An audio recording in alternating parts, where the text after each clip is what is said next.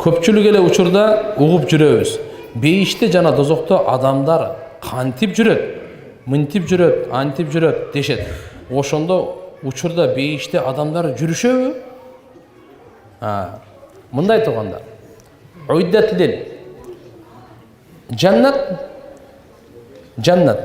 жаралган, бүгүнкү күнү бар. Бейиш бүгүнкү күнү жаралган бар. Биздин акыйда ишенимибиз боюнча.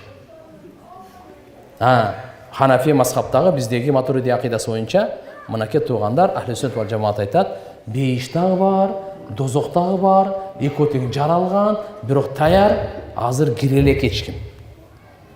Бейишке дагы дозокко да кире элек. Бейишке дозокко качан кирет? Кыяматтан кийин кирет. Так, кыяматка чейин аз каякта? Барзахта. Не деген алам бар? Барзах аламы бар. Алами арвах, алами бутуни уммахат, алами дуния, алами барзах, алами кыямат деп 5 алам бар. Биз экөөнөн өттүк, экөө алдыда, үчүнчүсүндөбүз. Бизге чейинки ата бабаларыбыз канчасы өттү, пайгамбарлар канчасы өттү, Адам алейхиссаламдан бери тартып, бардыгы барзахта. Бул дегени көбүнчө биз кабырда деп коебуз, мындай көбүнчө кабырга коюлгандын себебинен. Бирок карышкы жеп кеткенде, океанга чөгүп кеткенде, асманда өрттөнүп күлүп алып жерге коюлбай калганда, алар каяктан? Бардыгы барзахта. Бирок кээ бирлер анча-мынчасы мисалы, арстандын ичинде болушу мүмкүн. Башкасыга тияк-бияктарда. Бирок ошон үчүн барзах деп коет, барзах парда деген сөз. Бу дүйнө менен ахиреттин ортосунда парда болгон ошол аламды барзах деп коет. Азыр мына сурооңузга мындай, ушу күнгө чейин бейиште жүрөт, дозокто жүрөт, бейиште болсун, дозокто болсун дегендердин бардыгы барзахта. Бейиштин таасирлери бар, дозоктун таасирлери бар. Түшүндүңүздөр, пайгамбарыбыз ошон үчүн айткан, ким өлсө, ага кыямат башталды деген. Кыямат азыр баштала элек. Бирок канча туугандарыбыз өлүп калды, ага кыямат башталды. Биз дагы өлсөк, бизге кыямат башталат. Мындай.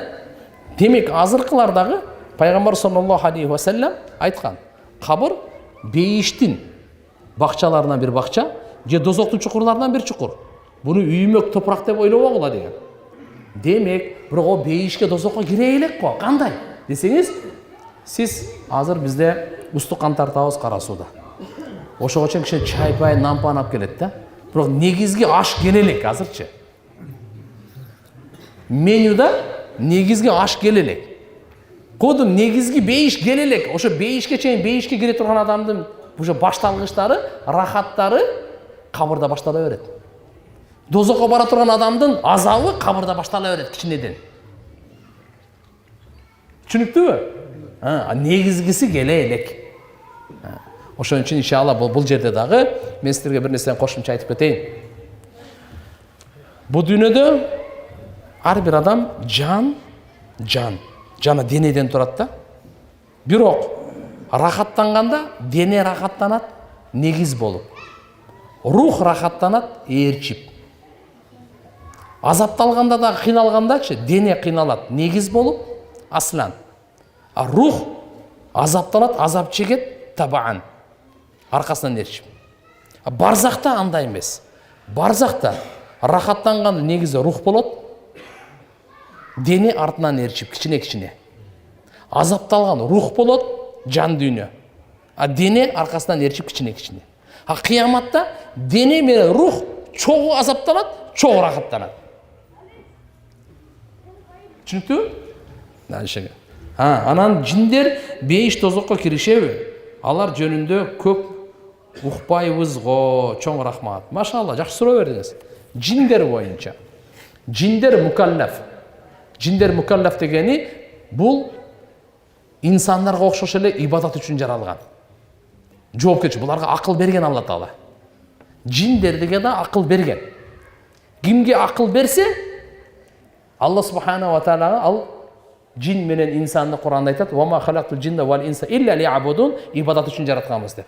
Айвандарды ибадат үчүн жараткан жок, бизди айткан жок. Эмне үчүн? Буларга акыл берилген эмес да. Жиндерге да бирок инсандын бейиш дозокко киргени чечкимдүү бул. Жиндердин киреби, кирбейби талаш. бейишке дозокко кирүүсү боюнча аалымдардын ортосунда талаш бар. Кээ бирлер айтат, булар кирет дейт, кээ бирлер айтат, кирбейт деп. Жиндер боюнча ушундай.